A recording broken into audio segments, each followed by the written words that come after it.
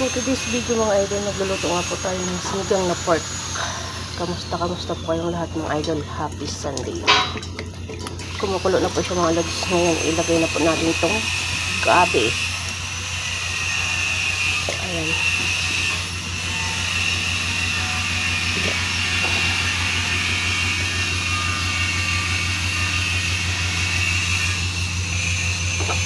Nilagyan ko po siya mga idol ng luya. So, papakuluin lang po natin at hintayin natin na maluto yung gabi at lumambot yung pork. Saka natin ito ilagay ang repolyo at saka sili mga lods. Shout out dyan mga idol sa mga mahilig sa sinigang. Thank you so much for watching guys. God bless po sa inyong lahat. Happy Sunday po.